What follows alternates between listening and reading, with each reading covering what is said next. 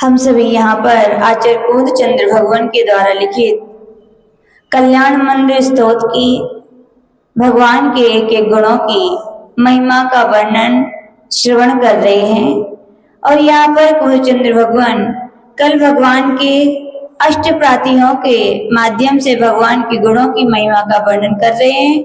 और कल हमने देखा था भगवान ने देव दुंदुभी नाम के प्रातिहार का वर्णन किया था कि भगवान देव दुंदुभी देव बजाते हैं, वो इसलिए बजाते हैं ताकि जो प्रमाद में जीव हैं, जो भव्य जीव हैं, जो पड़े हुए हैं, वे भगवान की इस प्रातिहार यानी कि देव दुंदुभी को सुन करके उनके चरणों में आ जाएं। प्रमाद का अर्थ कल हमने सुना था, अच्छे कार्यों में उत्साह का नहीं होना क्या कहलाता है?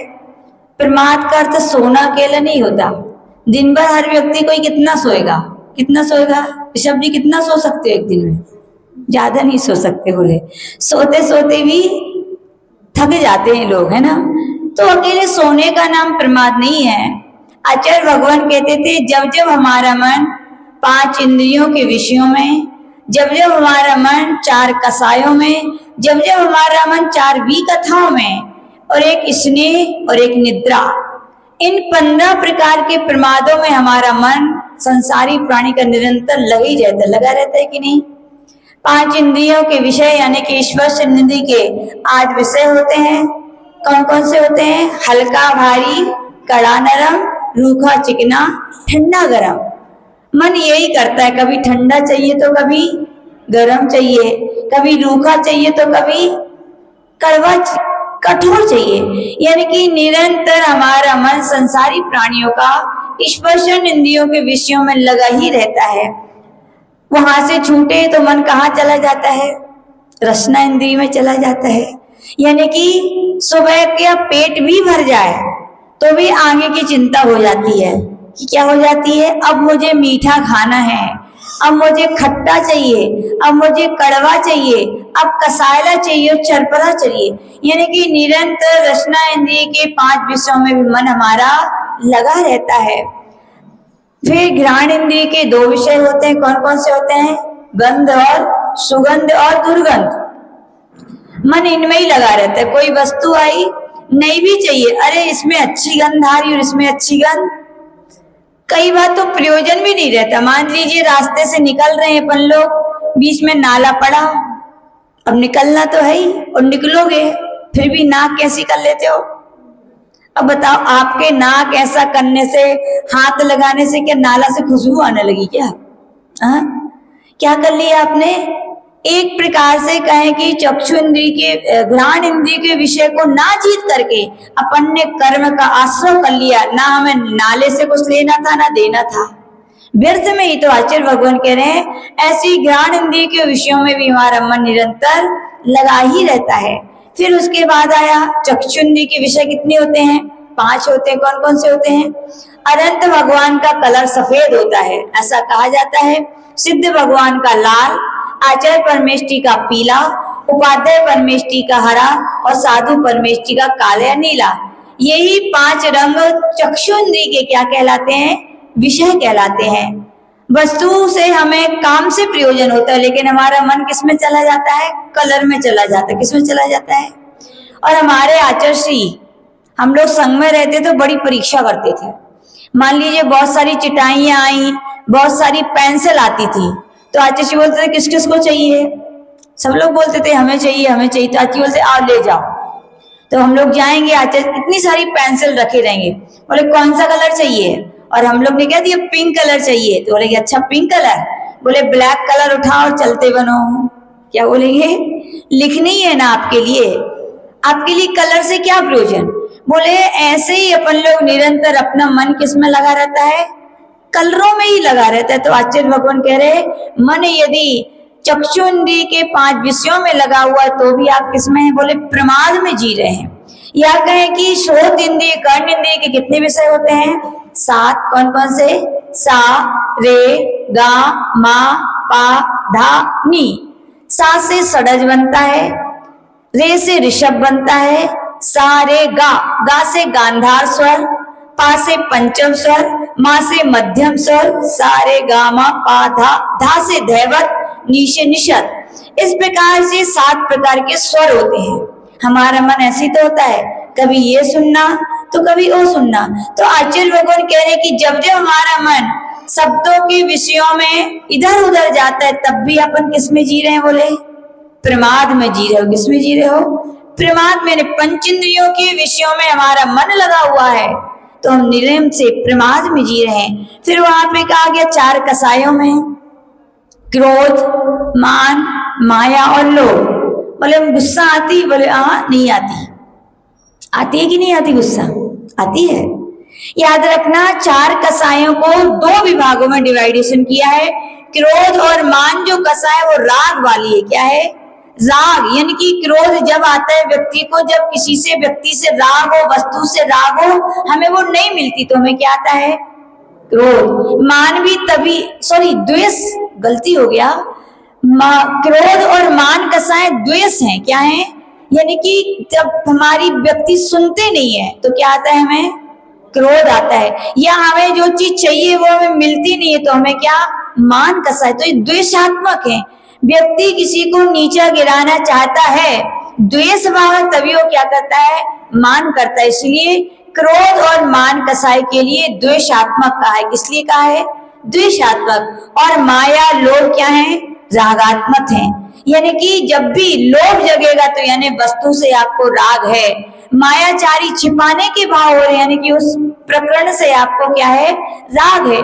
तो आचार्य भगवान कह रहे हमारा मन निरंतर कभी राग में कभी द्वेष में चलता रहता है। तो आचार्य भगवान कह रहे कि आप किसमें जी रहे हो?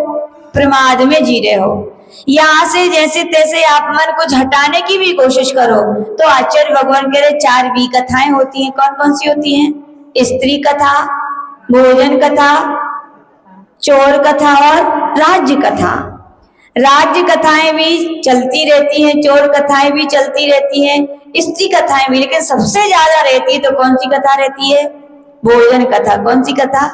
पेट भी भर गया, भोजन को छोड़ के भी आ गए, लेकिन मन में ले आते हैं, आज तो ऐसा मिला, आज तो वैसा मिला।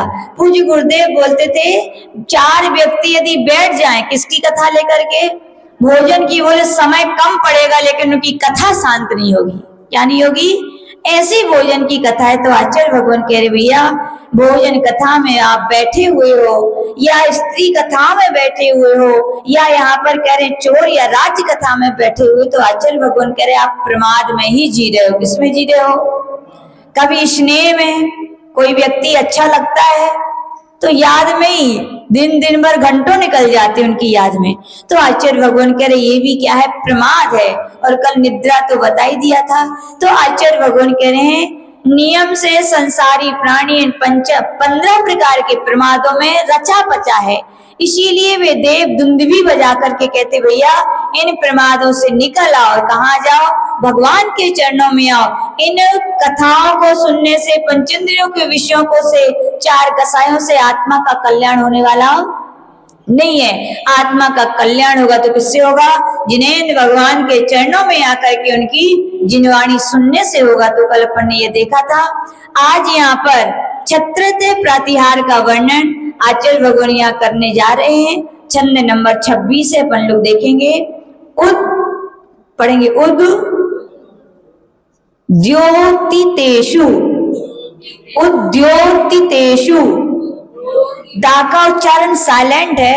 उद्योतितेषु, उद्यो पढ़ो, उद्यो क्या बोलेंगे पहले? ति तेषु, उद्योतितेषु, उद्योतितेषु भवता भुवनेषु नाथ। उद्योतितेषु भवता भुवनेषु नाथ।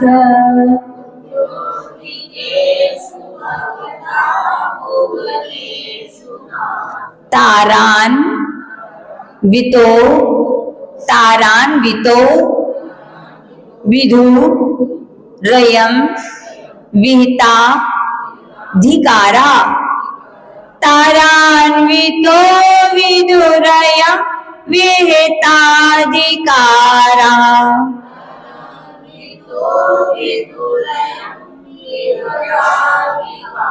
मुक्ता कलाप कली तोल लशी तात पत्र। मुक्ता कलाप कली तोल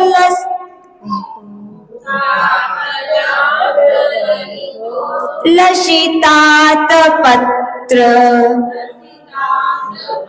मुक्ता कलाप कलितो लशितात पत्र।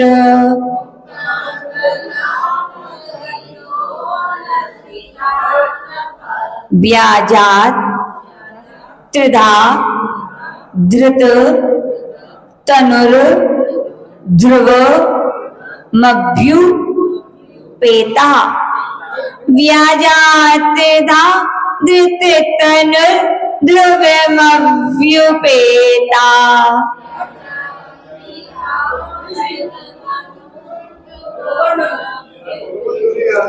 उद्योतिषु भवता भुवनेषु नाथ।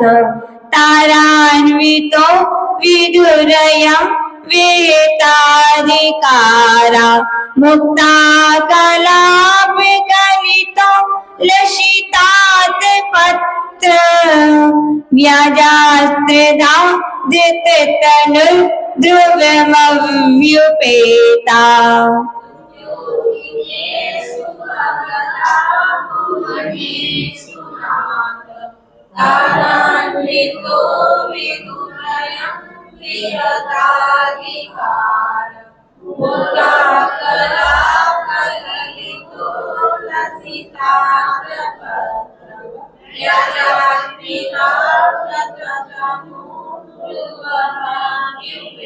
यहाँ पर आचार्य कुमुद चंद्र भगवान छत्रत प्रतिहार का वर्णन करते हुए कह रहे हैं कि नाथ यानी कि हे भगवान, हे पारसनाथ भगवान, आप हमारे क्या हैं?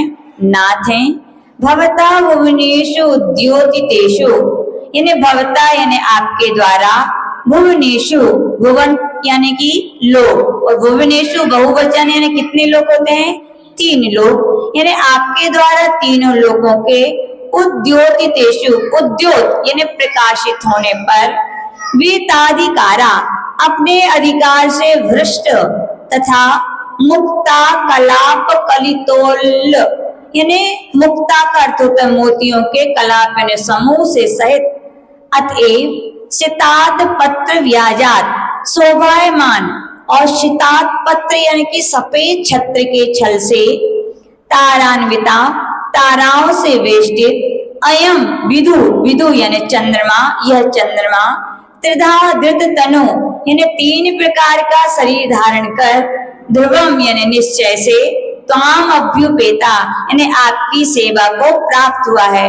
कहने का तात्पर्य कुमुद चंद्र भगवान यहाँ पर कह रहे कि हे भगवान, जब आपके लिए केवल ज्ञान की प्राप्ति हुई, और केवल ज्ञान की प्राप्ति हुई तो आपके केवल ज्ञान में क्या हुआ? तीनों लोक के चराचर पदार्थ क्या हैं? झलक रहे थे एक साथ युगपत। तो कह रहे हैं कि वहां पर तीनों लोग जब आप प्रकाशित कर रहे थे, तो यहाँ पर कह रहे हैं कि ये चंद्रमा था, जो लोग ऐसा कहते हैं कि लौकिकता में वह प्रकाशमान होता है, तो उसका प्रकाश क्या हो गया? भगवान के प्रकाश के, ज्ञान प्रकाश के आगे उनका प्रकाश क्या हो गया? फीका हो गया। तो चंद्रमा ये कैसे सहन कर सकता था? तो कह रहे चंद्रमा ने एक उपाय निकाला। क्या उपाय निकाला? कि उसने किसका रूप बनाया?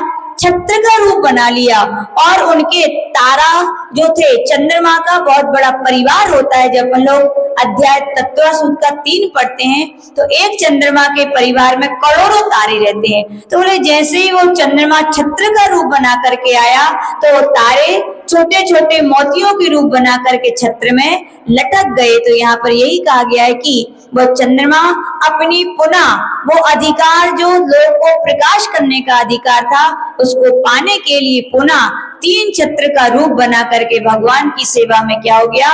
उपस्थित हो गया। यहाँ ऐसा इसका भाव कहा गया है। पार्श्वनाथ की गुण गाथा सब मिलकर गाओ रे।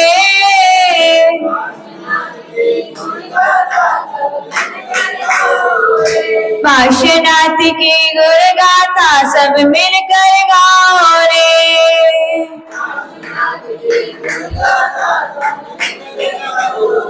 प्रभु की भक्ति ओ प्रभु की भक्ति भाव पार लगाए रे। पार्श्वनाथ की गुण गाथा सब मिलकर गाओ रे।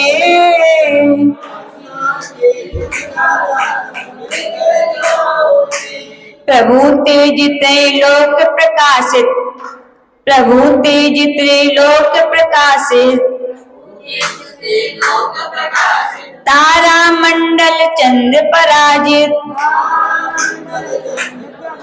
प्रभु तेज त्रैलोक प्रकाशित, तारा मंडल चंद्र पराजित।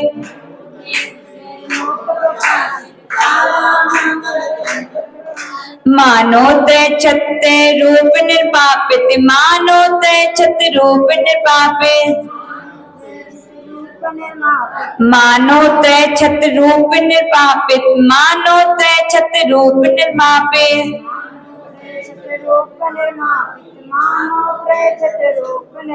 मोतीवत तारे भी अर्पित, प्रभु सेवा में हुए समर्पित। मोतीवत तारे भी अर्पित, प्रभु सेवा में हुए समर्पित।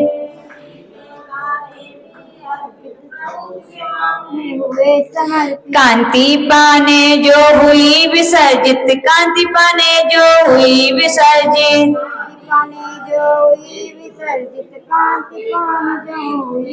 प्रभु की सेवा हो प्रभु की सेवा, चंद कांति बढ़ाए रे। पार्श्वनाथ की गुण गाथा सब मिलकर गाओ रे।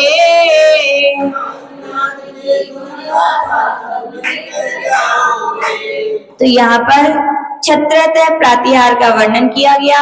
छत्रत्रय नाम से ही पता चलता है कितने होते हैं, छत्रत्रय यानी कितने होते हैं, 3 होते हैं। और यूं कहा जाता है छत्रत्रय सफेद होते हैं। कैसे होते हैं? और उनमें जो मोती भी होते हैं वो भी क्या होते हैं, सफेद ही होते हैं। बस अंतर इतना है, छत्र जो होता है वो रजत का होता है और उसमें लटकने वाले जो क्या होते हैं वो मुक्ता मोती होते हैं। लेकिन आज के समय में अपन लोग कभी पीतल का और पता नहीं अपनी जो इच्छा है वो बना लेते हैं। लेकिन याद रखना, आगम के अनुसार छत्रत्रय के बीच की डंडी नीलमणि की होती है, 3 छत्र जो होते हैं वो चांदी के होते हैं और उनमें मुक्ता इन्हें सफेद कलर की मोती लटकनी चाहिए, ऐसा आगम में प्रमाण आया है। और 3 छत्र भगवान के 3 लोक के वे नाथ हैं। क्या है वो? 3 लोक के नाथ, इसलिए उनका वो प्रतीक है। छत्रत्रय कैसे लगाए जाते हैं? सबसे नीचे सबसे बड़ा कि सबसे छोटा? हाँ, अब कुछ बोल रहे छोटा, कुछ बोल रहे बड़ा। अब बताओ सबसे नीचे बड़ा कि छोटा? हाँ, सबसे नीचे सबसे बड़ा, फिर उसके ऊपर उससे छोटा, फिर उसके ऊपर उससे, यही सही क्रम है। लेकिन कई बार हम लोग जब विहार करते हैं, कई मंदिरों में जाते हैं, लोग जाके अनजान होते हैं आगम ज्ञान से, वो क्या करते हैं, पहले सबसे छोटा, फिर उससे बड़ा, फिर उससे बड़ा। लेकिन यह क्रम सही नहीं है। सही क्रम यह है, आगम के अनुसार नीचे सबसे बड़ा, फिर सबसे छोटा, फिर और छोटा, फिर और छोटा। इसका भी रीजन है कि भगवान आप 3 लोक के नाथ हो। किसे हो? और 3 लोक का कभी आपने नक्शा देखा हो? देखा क्या 3 लोक का नक्शा देखा? ऋषभ जी खड़े हो जाओ, खड़े हो जाओ, मोबाइल नीचे रख दो और जेब में रख लो, चिंता मत करो, कोई नहीं ले जाएगा। अब हाथ पैर फैला लो, पैर फैलाओ नीचे से, हाँ कमर पे हाथ रखो। अब देखो ये हो गया 3 लोक। क्या हो गया ये 3 लोक का नक्शा है। नीचे का हिस्सा जो है पैर फैले हुए हैं, यानी कि अधोलोक का नीचे का हिस्सा कितना है, वो 7 राजू का। कितना राजू का है? फिर कमर पे आ जाइए, कमर का हिस्सा यानी मध्य लोक कहलाता है, वो कितने राजू का है? कुछ कम 1 राजू का है। कितने राजू का है? फिर ये कोहनी वाला हिस्सा ऊर्ध्व लोक का मध्य भाग कहलाता है, वो कितने का है? 5 राजू का। और ऊपर उनका सिर वो क्या है? लोक का क्या बोलते हैं, लोक का अंतिम भाग लोकाग्र कहलाता है, वो कितने राजू का होता है? 1 राजू का। तो सबसे नीचे 7 राजू, फिर 5 राजू, फिर 1 राजू। इसीलिए छत्रवी सबसे पहले अधोलोक के नीचे यानी लोक की सबसे नीचे की चौड़ाई का मतलब इसका प्रतीक है कि वो 7 राजू है, फिर उसके ऊपर 5 राजू, फिर उसके ऊपर 1 राजू। इसीलिए छत्रवी सबसे पहले सबसे बड़ा, फिर उससे छोटा, फिर उससे छोटा। इस प्रकार से ये 3 छत्र यहाँ पर लगाए जाते हैं। और यहाँ पर आचार्य भगवान यहाँ पर कह रहे हैं कि भगवान के लिए जब केवल ज्ञान की प्राप्ति होती है तो उनके ज्ञान में तीनों लोग एक साथ झलकते हैं। कैसे झलकते हैं? एक साथ झलकते हैं। जैसे सूर्य लौकिकता में सूर्य आता है, उदित होता है, तो क्या चराचर पदार्थ दिखने लगते हैं। लेकिन कहाँ तक? यूं कहा जाता है हमारा, हम जम्बू द्वीप में रहते। कहाँ रहते हैं? जम्बू द्वीप में कितने सूर्य हैं? 2 सूर्य और 2 चंद्रमा है। कितने सूर्य हैं? याद रखना, जो सूर्य आज आया है कल क्या वही आएगा? वो नहीं होता। आगम के अनुसार 2 सूर्य हैं, 2 यानी कि 2 सूर्य और 2 चंद्रमा होते हैं। इनके घूमने का एक क्षेत्र होता है, यानी कि जो सुमेरु पर्वत है, मान लीजिए ये सुमेरु पर्वत है और सूर्य चंद्रमा उसकी क्या करते हैं? परिक्रमा लगाते हैं। अब 2 सूर्य 2 चंद्रमा कहाँ रहेंगे? तो कहा जाता है जब एक सूर्य मान लीजिए दक्षिण की ओर है तो दूसरा सूर्य कहाँ रहेगा? उत्तर की ओर। एक चंद्रमा पूरब की ओर है तो दूसरा चंद्रमा कहाँ रहेगा? पश्चिम की ओर। इस प्रकार से ये काल का विभाग होता है। यदि हमारा भरत क्षेत्र जहां हम रहते हैं वो कौन सी दिशा में है? दक्षिण दिशा में। कौन सी दिशा में है? दक्षिण दिशा में। यानी जो सूर्य होगा तो जब उदित होता है तो हमारे यहाँ भरत क्षेत्र में क्या होता है? प्रकाश होता है। और सूर्य घूम करके कहाँ गया? पश्चिम में। तो चंद्रमा कहाँ चला जाएगा? उत्तर में। और उत्तर का सूर्य कहाँ आएगा? पूरब में। और पूरब का चांद कहाँ जाएगा? दक्षिण में। तो वो सब सूर्य घूमेगा तो हमारे यहाँ क्या होती है? कुछ समय तक सूर्य रहता है तो दिन होता है, चंद्रमा आता है तो रात्रि होती है। यानी कि ये काल का क्या कहलाता है? विभाग कहलाता है। तो 2 सूर्य होते हैं, 2 चंद्रमा होते हैं। तो आचार्य भगवान यहाँ पर कह रहे हैं कि जो चंद्रमा है वो भी क्या करता है? प्रकाश करता है। क्या करता है? चंद्रमा देव है क्या? यद्यपि सत्य है कि अपने यहाँ पर 4 प्रकार के देव होते हैं। कौन कौन से होते हैं? देव भवनवासी, वैंतर, ज्योतिष और वैमानिक। जो चंद्रमा है वो ज्योतिष देव है। कौन सा देव है? ज्योतिष देव है। यानी कि या कहें ज्योतिषों का, देवों का विमान, जिसे हम ऊपर आसमान में शाम की तरह रात्रि में देखते हैं। वो क्या दिखता है आपको? क्या दिखता है? देव दिखता है कि विमान दिखता है? बोलो। देव नहीं दिखता, याद रखना, वो तो विमान है।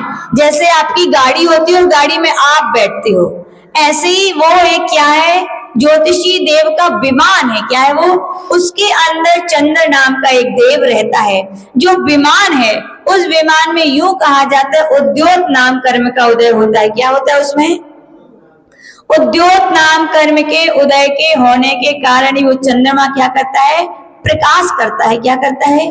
चंद्रमा मूल में भी ठंडा है और उसकी किरणें भी क्या होती हैं? ठंडी होती है। इसीलिए जब चंद्रमा होता है तो हमारे लिए शीतलता मिलती है। और सूर्य भी प्रकाशमान है, लेकिन सूर्य में आतप नाम कर्म का उदय होता है। क्या होता है? आतप नाम कर्म, यानी मूल में तो ठंडा है लेकिन किरणें क्या होती हैं? अब आप कहेंगे माता जी सूर्य ठंडा है और साइंस क्या बोलता है? सूर्य किसका गोला है? बोले आग का गोला।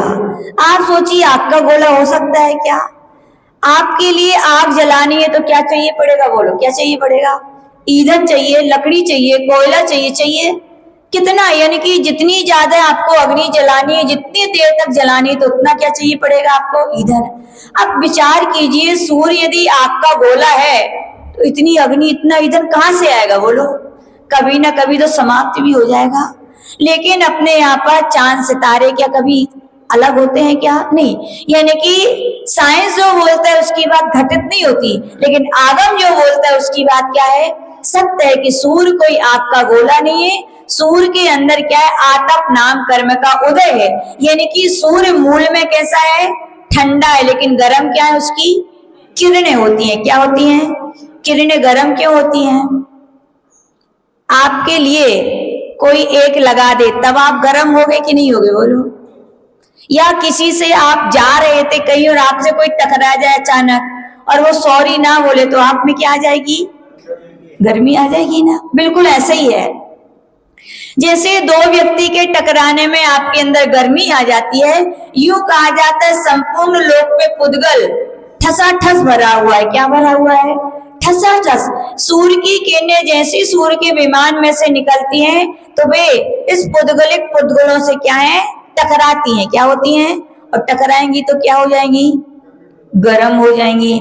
और ये बताओ, गर्माहट दूर जाने पर ज्यादा होगी कि पास आने पर? गर्माहट, सूर्य की किरणें देरी से जाएंगी, बहुत दूर जाएंगी, टकराहट ज्यादा होगी कम होगी? अरे आप समझ नहीं रहे, सूर्य बहुत दूर है मान लीजिए, और आपके लोक से को गुजर के आपके पास आना है और दूरी ज्यादा है, तो टकराहट ज्यादा होगी कम होगी, बोलो? ज्यादा होगी। तो गर्मी ज्यादा होगी कम होगी, ज्यादा होगी। और मान लीजिए सूर्य की किरणें जल्दी से कहीं रुक जाएं तो वहां पर शीतलता होगी गर्मी होगी, शीतलता होगी। इसीलिए हमारे यहाँ पर जो ठंडी और गर्मी के दिन क्यों होते हैं, इसी कारण होते हैं क्योंकि सूर्य की घूमने की 184 गलियां होती। कितनी होती हैं? ठंडी के दिनों में क्या होता है, सूर्य बाहर की गलियों में होता है। कहाँ होता है? जब बाहर की गलियों में होता है तो पृथ्वी पर उसकी किरणें जल्दी आ जाती है। क्या आ जाती हैं? जल्दी आएंगी तो टकराहट कम होगी, टकराहट कम होगी तो क्या होते हैं हमारे यहाँ पर, ठंडी के दिन होते हैं। किसके होते हैं? और जब सूर्य अपनी पहली अंतिम गली में होता है, क्या होता है, पहली गली में होता है, तो क्या होता है, उसके लिए भैया बाहर ले जाओ, कारूलाल जी बाहर ले जाओ।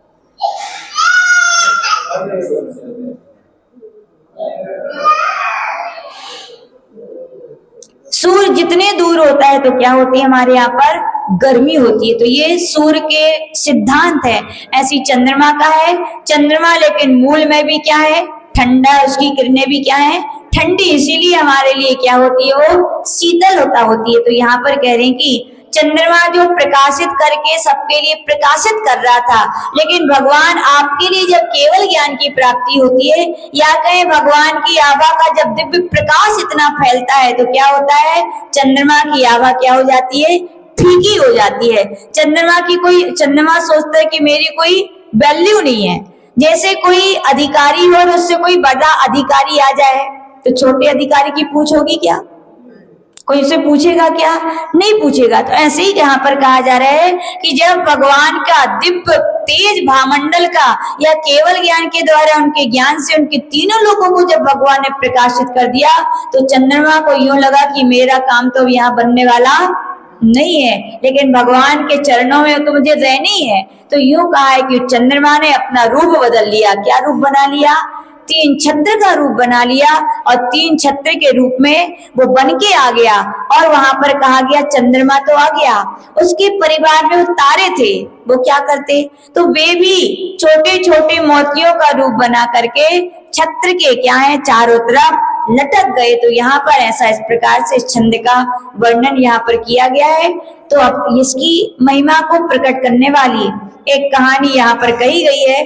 कहानी बहुत बड़ी है, हम आपको यहाँ पर शॉर्ट से समझाने की कोशिश करेंगे। एक दरिद्र व्यक्ति था, गरीब व्यक्ति था। वह लकड़ी बेच करके अपनी क्या करता था, आजीविका चलाता था। रोज जंगल जाता था, रोज लकड़ी काटता था और लाके अपनी क्या करता था, बेचता था। ऐसी उसकी रोज की आजीविका थी। वह भगवान से रोज प्रार्थना करता था। क्या करता था कि हे भगवान, मेरे यहाँ क्या आ जाए, कौन आ जाए, पैसा आ जाए, लक्ष्मी आ जाए। रोज भगवान से प्रार्थना करता था। बताओ क्या भगवान से प्रार्थना करके लक्ष्मी आएगी क्या? बोलो, आएगी क्या? अरे भगवान कैसे आएगी? जिन्हें भगवान ने अपनी गृहस्थ अवस्था में ही सारी संपदा का त्याग कर दिया है, वे हमें लक्ष्मी नहीं देंगे। लेकिन याद रखना, भगवान के चरणों में बैठते हम जब भगवान की पूजन करते हैं, अर्चना करते हैं, तो हमारे मन क्या हो जाता है? निर्मल हो जाता है। हमारे मन की निर्मलता से आत्मविशुद्धि बढ़ती है, हमारी कसाएं मंद हो जाती है, हमारा मन पंचेंद्रियों के विषयों से हट जाता है, तो पाप का आश्रव क्या है? रुक जाता है। और पाप का आश्रव रुकेगा तो पुण्य का आश्रव बढ़ेगा, और पुण्य बढ़ेगा तो लक्ष्मी अपने आप आएगी, आपको कहना भी नहीं पड़ेगा। तो लेकिन वो गरीब व्यक्ति था, वो इस बात को नहीं समझता था। श्रद्धा भक्ति की भाषा में वो भगवान से यही कहता था कि भगवान मुझे क्या करो?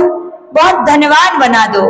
एक दिन की बात है, वो यही विचार करते करते एक वन की ओर जा रहा था, और वन की ओर जाते जाते उसे एक दिगंबर महामुनि राज मिल गए। कौन मिल गए?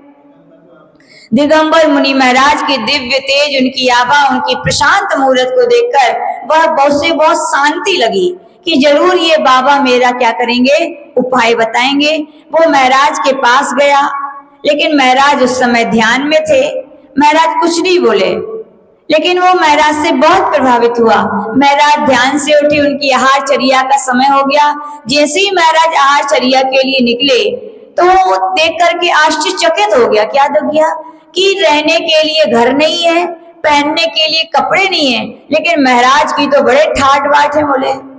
बोले जहां कहते हैं एक घर नहीं है, यहाँ सैकड़ों घर के लोग उनके भोजन कराने के लिए क्या है? तैयार है। वो इस दृश्य को देखता है, चमत्कार को देखता है, तो समझ में आता है कि धर्म में बहुत बड़ी क्या है कि नहीं, ये ताकत। बोले धर्म से क्या मिलता? कई लोग बोलते हैं, हम लोग बोलते क्या नहीं मिलता। क्या है? धर्म से क्या नहीं मिलता। आप खून पसीना एक करते हो, फिर भी चैन से नहीं खा पाते हो। कितने हाथ से खाते हो?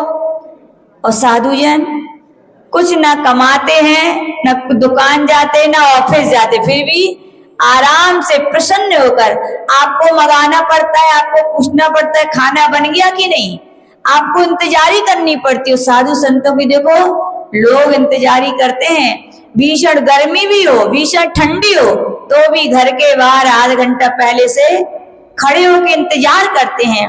लोग रोटी की परिक्रमा लगाते हैं कि नहीं, अब बनी कि नहीं बनी, पूछना पड़ता है ना श्रीमान जी को, बन गया खाना कि नहीं बन गया। और यहाँ देखो रोटियां उनके चक्कर लगाती हैं। आपको लोग मना करते, बस बस बस बहुत हो गया, और साधुओं के लिए मना के लोग खिलाते, साधु लोग खाते नहीं है। तो इससे बड़ा धर्म की साक्षात क्या महिमा हो सकती है। वो जो लकड़हारा था, ग्वाला था, गरीब आदमी था, वो भी देखता है, चकित रह जाता है। बोले बाबा की इतनी बड़ी महिमा है कि गांव के बड़े से बड़े राजा महाराजा सेठ लोग भी जिनके भोजन के लिए तैयार हैं, तो सोचता है जरूर हमारे बाबा ये हमारी व्यथा को दूर करेंगे। वो आहार के महाराज जब आ जाते हैं, तो उनके पीछे पीछे वन की ओर चला जाता है, और महाराज को प्रणाम करके उनके पास बैठ जाता है। महाराज अवधि ज्ञानी थे, जान लेते हैं और कहते हैं, वो भव्य चिंता मत करो, तुम्हारे यहाँ धन नहीं है, तुम्हारा धन तुम्हें मिलेगा, लेकिन समय लगेगा, क्योंकि तुमने पहले जन्म में दान नहीं किया। क्या नहीं किया? आज जिन जिन के यहाँ पैसा है, क्यों है भैया? क्योंकि उन्होंने पहले बीज बोए थे। और बीज धन की प्राप्ति का सबसे सरल और सहज उपाय क्या है? कि आप दान करते जाओ। क्या करते जाओ? पहले दान किया था, इसलिए आज व्यक्तियों के पास सब कुछ है, और जिसके पास आज कुछ नहीं है उनसे भी कहना चाहते हैं, एक तो अपनी गलती को स्वीकारो कि हमने पहले दान, और अब क्या करो? दान करना शुरू कर दो। याद रखना, लोग कहते हैं ना हम गरीब है, कोई हमारी सहायता कर देता, कोई हमें दे देता, मान लेते हैं कोई अपना, कोई आपका अपना होगा, वो कितने ही आपके लिए दे दे, लेकिन सिद्धांत बोलता है, भगवान बोलते, तीर्थंकर बोलते हैं, यदि आपके पाप कर्म का उदय चल रहा है तो क्या हो जाएगा? पैसा भी कौड़ी बन जाएंगे, कोयले बन जाएंगे। क्या बन जाएंगे? इसीलिए आचार्य भगवान कह रहे कभी धन मंगाना नहीं चाहिए। कई हम लोग ने उदाहरण सुने, हम लोग जब विहार करते ना, लोग सुनाते हैं, बोले माता जी इनके परिवार के लोग पहले बहुत अमीर थे, बोले गरीबी के दिन आए और इनके पिताजी पहले कह गए थे, बेटा जब कभी ऐसी परिस्थिति आ जाए तो यहाँ धन है तुम निकाल लेना। और ऐसे जब दिन आए, बेटे लोग धन निकालने गए तो क्या मिला? बोले जब खोदा तो वो घड़े में कौड़ी मिली। क्या मिली? कहाँ गया वो धन? कहाँ गया? व्यक्ति का पाप कर्म का उदय होता है तो सोना भी क्या हो जाता है? मिट्टी हो जाता है। और पुण्य कर्म का उदय आ जाए तो मिट्टी भी लोग उठाते हैं तो हीरा निकलता है। सब्जी पन्ना की एक घटना आचार्य जी सुनाते हैं कि लोग खदान लगाते हैं बड़ी बड़ी, लेकिन कुछ नहीं मिलता। और एक बार एक खदान में काम करने वाला व्यक्ति सोच गया था। कहाँ गया था? और उसने जैसे ही हाथ धोने के लिए मिट्टी खोदी, जमीन में से निकाली, और क्या आ गया उसके हाथ में? कच्चा हीरा आ गया। रोड़पति करोड़पति हो गया। कहने का तात्पर्य पुण्य कर्म का उदय होता है तो मिट्टी भी सोना बन जाती है, पाप कर्म का उदय होता है तो सोना भी मिट्टी बन जाता है। इसलिए आचार्य भगवान यहाँ पे कह रहे आप गरीब हो कोई बात नहीं, गरीबी होना कोई खराब बात नहीं है, लेकिन धर्म ना करना खराब बात है। यदि गरीब हो बात को स्वीकार करो कि हमने पहले दान नहीं किया, लेकिन क्या करने लग जाओ? दान देने लग जाओ। मंगाना छोड़ दो, क्योंकि आपको कोई दे भी देगा, आपके पुण्य कर्म का उदय नहीं होगा तो वो आपको फलेगा क्या? फलने वाला नहीं है। तो आचार्य भगवान यही कह रहे हैं कि भैया यदि गरीब हो तो पहले इस बात को स्वीकार कर लो कि हमने पहले दान नहीं किया, और यदि धन चाहिए तो क्या करो? दान करो। अब गरीब व्यक्ति क्या दान कर सकता है राहुल भैया? बोले माता जी हमारा तो खुद ही खाने को नहीं है, हम क्या दान करें? कोई कितने ही गरीब हो, आज भारत का भिखारी भी लखपति है, करोड़पति है कि नहीं है? बोलो। जो लोग कहते हैं हमारे कुछ नहीं है दान करने को, ये उनकी अपनी आपको छल कर रहे हैं भैया। यहाँ पे आ गया आपके पास यदि एक रोटी भी है, कितनी रोटी है? एक रोटी भी है, तो क्या करो? उसका चौथा हिस्सा करके, यदि कोई महाराज है, माता जी है, मुनि महाराज है, जा करके श्रद्धा से उनको दे आओ। वो दान क्या कम है क्या? नहीं भैया, चक्रवर्ती के 6 खंड की संपदा में से वो कितना भी दान करे उसकी अपेक्षा एक गरीब का एक गिलास दान भी क्या उसके बराबर है? क्या है? इसलिए दान की कोई जरूरी नहीं कि बहुत बड़े करोड़ों की बोले ले वो ही दान है। जिसकी जितनी हैसियत है वो अपनी हैसियत से क्या करे? दान करे, लेकिन दान अवश्य करे, क्योंकि श्रावकों के षट आवश्यक कर्तव्यों में क्या है? एक कर्तव्य है कि दान कभी कभी करना चाहिए कि रोज? रोज करो भैया, रोज करोगे तो रोज मिलेगा, और रोज नहीं कभी कभी करोगे तो सीधा हिसाब है यहाँ तो, सीधा बिल्कुल। रोज करोगे तो रोज मिलेगा, और कभी कभी करोगे तो कभी कभी मिलेगा। तो महाराज ने उसके लिए समझाया कि भैया तूने पहले कभी दान नहीं किया, इसीलिए तो तुम्हारे क्या हुआ, तुम बहुत गरीब हो। उसने कहा कि भगवान मैं क्या करूं? तो महाराज ने यही कहा कि भैया तुम करो, क्या करो? दान दो। और क्या करूं बोले? तो महाराज ने कहा कि जो छंद नंबर कौन सा है? 26 नंबर का छंद है, जिसमें आचार्य भगवान के रिद्धि सिद्धि मंत्र कहा है, ओम ह्रीम अरम नमो जय पदाईरम घोर तवाड़म ओम ह्रीम छत्रतः प्रातिहार विराजिताय श्री पाशनाथ जिनाय नमः। इस प्रकार से जो मंत्र हैं इनका तुम क्या करो? जाप करना। और इस मंत्र को जपते जपते तुम जिस जंगल में लकड़ी काटने जाते हो उसमें अंदर ही अंदर चले जाना। कहाँ चले जाना? जितना तुम अभी तक लकड़ी काट के लाते थे, इस मंत्र को पढ़ के तुम क्या कर जाना? और अंदर जाना, भीतर भीतर जाना। कहाँ जाना? भीतर भीतर चले जाना। उसने कहा ठीक है महाराज। गरीब व्यक्ति था और एक दिन वो जंगल गया, इसी मंत्र का जाप कर रहा था, और जैसे ही वो लकड़ी काटने के लिए रुकने वाला था तो महाराज की बात याद आ गई। कौन सी बात? कि भीतर जाना है। कहाँ जाना है? भीतर जाना है। भीतर भीतर जाओ। तो वो और अंदर चला गया जंगल के, तो वहां क्या देखता है? चंदन की लकड़ियां लगी हुई हैं। क्या लगी हुई हैं? ओहो, आश्चर्यचकित होता है। बोले मेरी इतनी आधी जिंदगी निकल गई सामान्य लकड़ियों को काटते काटते, मुझे पता ही नहीं था कि यहाँ पर क्या है? चंदन की लकड़ी का। वो जाता है वहां से चंदन की लकड़ियों को काटता, खुश हो जाता है कि महाराज ने बड़ा अच्छा मंत्र दिया, उन्होंने अच्छा बताया कि इसके अंदर जाना है। तो लकड़ियों को काट लाया और इतनी लकड़ियां चंदन के बेचने से इतने पैसे आ गए कि उसका 1 वर्ष तक उसको जंगल नहीं जाना पड़ा, वो गए ही नहीं। फिर 1 वर्ष के बाद क्या हुआ, फिर ज्यों का त्यों हो गया। क्या हो गया, फिर गरीब हो गया। उसे फिर महाराज की बात आई कि महाराज ने कहा था कि इस मंत्र को जपना और जंगल के अंदर और चले जाना। वो जैसे ही चंदन के वन के वहां पर पहुंचा तो उसको याद आया और अंदर जाना है, तो और अंदर चला गया।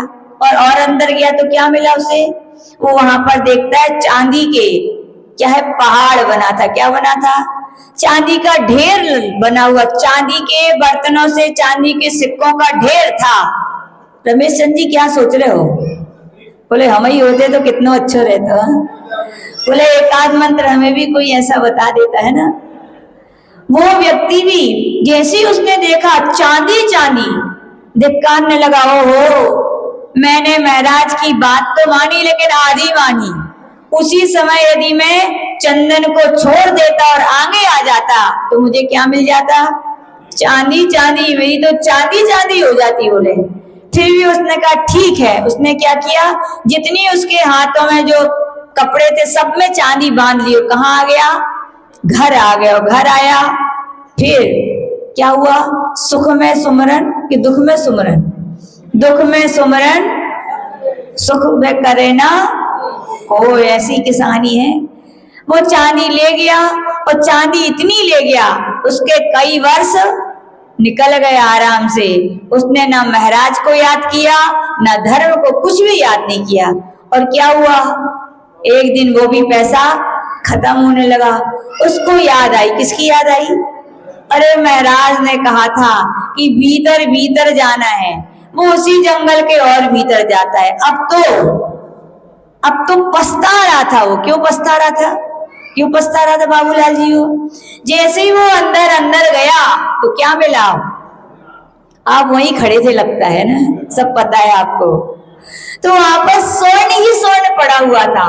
सोच रहा था ओ कहा मैंने बताओ महाराज की बात नहीं मानी। महाराज ने तो कहा था भीतर भीतर जाना, लेकिन मैं तो बाहर ही रुक गया हर बार। पहले चंदन में अटक गया, फिर चांदी में अटक गया, सोना तो मैंने ध्यान ही नहीं दिया। और वहां सोने के क्या करता है, बहुत सारा सोना इकट्ठा करता है। सब इतने खुश हो रहे हैं माता जी, काश ऐसा जंगल और वन हमें मिल जातो, काहे को दिन भर दुकान पे बैठने पड़ते हैं। सब भाभियां सोच रही हैं आपके प्रवचन सुनने में आ जाते माता जी हमें ना। तो वहां पर कहा कि जैसे ही उसने सोना देखा और इकट्ठा कर लिया और महाराज की जय हो, महाराज की जय हो करके घर आ गया। और घर आया और फिर जो के त्यों सब भूल गए, महाराज को सब भूल गए। सोना जितना था इतना, जितने वर्षों तक उसका काम चला वो काम करता रहा। और फिर एक दिन क्या आ गया, फिर गरीबी आ गई। फिर याद आई, किसकी याद आई, महाराज की याद आई कि महाराज ने कहा था भीतर जाना है और भीतर जाना चाहिए मुझे। कहाँ जाना चाहिए, और भीतर।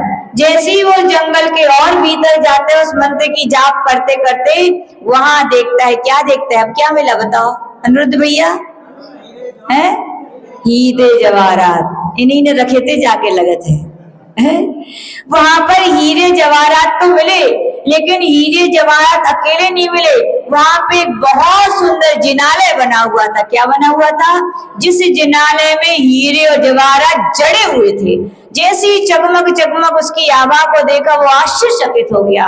और वास्तविकता में मंदिर ऐसे ही होने चाहिए। कैसे होने चाहिए, आज के लोग बड़े स्वार्थी हैं, जिन्हें भगवान की पूजन भक्ति के प्रताप से धन पैसा मिला, घर सुंदर बनवा रहे हैं, लेकिन मंदिर की चिंता ही नहीं है लोगों को। घर में एक से एक अच्छी से अच्छी चीज हो, मंदिर में देख लो दीवार है, देखो, और घर की दीवार है देखो। याद रखना, मंदिर को देख करके समाज का ज्ञान होता है, गुरुदेव कहते थे। मंदिर की दीवारें टूटी हैं, यानी कि समाज के हृदय की, भावों की, उच्च विचारों की दीवारें टूटी हैं, तभी तो मंदिर की दीवारें टूटी हैं। उच्च विचार होते तो मंदिर की दीवारें कभी टूट पाती क्या? मंदिरों में यदि जाले लगे हैं, इसका मतलब है समाज के लोगों के मन में जाले लगे हैं, जिन्हें मंदिर की चिंता नहीं है। मंदिर में धूल है तो पूज्य गुरुदेव कहते थे समाज के लोगों के हृदय में धूल है कि उन्हें मंदिर की चिंता नहीं है। मंदिर में कूड़े के ढेर लगे हुए हैं, यानी कि उनके जीवन में, उनके मन में विकारों के क्या हुए हैं, कचड़े के ढेर लगे हुए हैं। क्या होती मंदिर से, क्या होती है, सारे समाज की पहचान होती भैया, जिन्हें प्रभु की कृपा से आपको मिला है, आदिनाथ भगवान की कृपा से। किससे मिला है मुहाना वालों? सब लोग बोलते, बोले माता जी जब से भगवान आए हैं तभी से झोपड़ी महलों में बदल गई। बोलो सत्य है कि नहीं? बिल्कुल सत्य है ये बात, और ऐसे ही होता है। आप क्या, हम लोग तो कई जगह की सुनी, श्रीयांशगिरी के लोग पूज्य गुरुदेव से हमेशा कहते हैं, गुरुदेव जब से आप आए हो तब से ये झोपड़ी हम लोग की महल बन गई। भिंड वाले भी ये कहते हैं, जो कुछ हम लोगों के पास है सब पूज्य गुरुदेव की कृपा है। और ऐसे ही होता है, क्यों? जब हमारी श्रद्धा भक्ति गुरुओं और प्रभुओं के चरणों में जाती है तो धन बरसता है। क्या है? लेकिन भैया धन मिला है तो क्या करो उसको? खाली अपने घर की तिजोरी में मत सजाओ, केवल अपनी श्रीमती जी के आभूषण मत बनवाओ, केवल अपने बेटे बेटियों के लिए मत रखो। किस लिए है ये? मंदिर को क्या करो? अच्छे से अच्छा बनाओ। अभी हम लोग बांसवाड़ा में उनका मंदिर ना, संगवी जी का, गए कि नहीं गए आप लोग दर्शन करने? कभी नहीं गए? देखा ना भैया, एक बहुत पास में है। लगा कि वास्तविकता में जिनेंद्र भगवान के सच्चे भक्त हैं और उनने पहले भक्ति की थी तो आज मिला, और आज वो भक्ति कर रहे हैं तो विश्वास है आगे भी उन्हें मिलेगा। पूरा चैत्यालय स्वर्ण से बना हुआ है। सबसे पहले तो हम लोग ने एंट्री की ना, तो उनके घर के सोफा सेट चांदी के भैया, काहे के? तुम क्या, वाह! सोचा मन में, जिनके खुद की वस्तु है चांदी की, तो मेरे मन में तो आ ही गया था पता नहीं भगवान कैसे होंगे। उनके चैत्यालय में जैसे ही प्रवेश किए, जगमग जगमग सोने सोना, पूरे भगवान भी सोने के, पूरा सब कुछ सोने का। लगा कि जिनेंद्र भगवान के क्या है, सच्चे भक्त हैं। कि भक्त और भगवान के यहाँ कुछ ना हो, ऐसा नहीं हो सकता। तो यहाँ पर कहा गया कि वो जब जैसे ही उन्होंने चैत्यालय देखा तो क्या था, भगवान का वो मंदिर में जवाहरात सोने जड़े हुए थे। देख करके खुश हो गया और सोच रहा था कि मैं इनको ले जाऊं, लेकिन उसकी अब दिमाग में थोड़ी बात आ गई कि हर बार मैंने गलती की। महाराज ने कहा था भीतर भीतर जाना, लेकिन मैं भीतर तो गया लेकिन भीतर भीतर नहीं गया। तो इस बार मैं मंदिर से नहीं लौटूंगा, मैं मंदिर के अंदर भी जाऊंगा। और जैसे ही वो भीतर मंदिर के अंदर गया तो वहां पर श्री पारसनाथ भगवान की रत्नमयी प्रतिमा विराजमान थी। देख करके धन्य धन्य हो गया कि वास्तविकता में भीतर आने में क्या है, इतना आनंद है। और उसने भगवान पारसनाथ की पूजन किए, दर्शन किए, और उसका मन में बड़ी शांति लगी। और देखो जब शांति का एहसास होता है तो बताओ आंखें बंद होती है कि खुलती है? बोलो। हाँ, जब आप थक जाते हो बहुत तो क्या होता है, यदि कोई अच्छी हवा कर दे, हाथ पैर दबाए, तो आंखें क्या होती है, ऑटोमेटिक बंद होने लगती है। हमारी तो होने लगती है। शाम को सामयिक के बाद कोई यदि भैया वृत्ति करे बढ़िया, तो हमें तो लगता है कि बस अब यही शांति है। यानी कि लौकिकता में भी जब पंचेंद्रियों के मन से शरीर विराम लेता है तो उसे शांति की होती है, तो आंखें क्या होती है, बंद होती है। बिल्कुल सत्य है। जब हमारी आत्मा की शांति का प्रतिशत बढ़ता है, देख लो मुनि महाराज जब ध्यान करते हैं, बोलो आंखें खुली रहती है कि बंद करते नहीं, ऑटोमेटिक हो जाती हैं। ये आत्म शांति का या शांति का ये फल है कि आंखें बंद हो जाती है। उस व्यक्ति के लिए भगवान के दर्शन करके अपूर्व शांति हुई, और जैसे ही उसे शांति का एहसास हुआ वो आंखें बंद करके बैठ गया। और जैसे ही आंख बंद करके वो बैठा, क्या हो गया, भीतर चला गया। कहाँ भीतर चला गया? कहाँ भीतर? आत्मा में। अभी तक तो बाहरी दुनिया को जो सोच रहा था भीतर, लेकिन वो दुनिया थी, वो पर थी, लेकिन निज दुनिया में आ गया था। कहाँ गया था वो? निज दुनिया में आया। उसे बहुत आत्म शांति का क्या हुआ, एहसास हुआ। वहां वे ही मुनि महाराज बैठे हुए थे। कहते वो भव्य तुम भीतर आ गए। कहाँ आ गए? तुम भीतर आ गए हो, अब तुम भी तर जाओगे। क्या है? भीतर भीतर, यानी कि तरने वाला। तो महाराज अवधि ज्ञानी थे, उससे बोलते, हे वत्स, तूने व्यर्थ में ही चंदन की लकड़ी की तरह, चांदी की तरह, स्वर्ण की तरह जो हमारी 3 पर्यायें थी, बचपन, यौवन और बुढ़ापा, तुमने व्यर्थ में गवा दिया। लेकिन पुण्य तुम्हारा है कि तुम्हें कौन मिल गए? जिनेंद्र भगवान। अब तुम्हारी केवल 3 दिन की आयु शेष है। कितने दिन की? अच्छा किया कि नहीं किया? यदि आपके लिए कोई बता दे, बद्दी चंद जी 3 दिन बचे तो क्या करोगे? बोले माता जी देखा है धन पैसा कहाँ रखो है? सबको बुला लेंगे, सब रिश्तेदार को, फिर मिले ना मिले।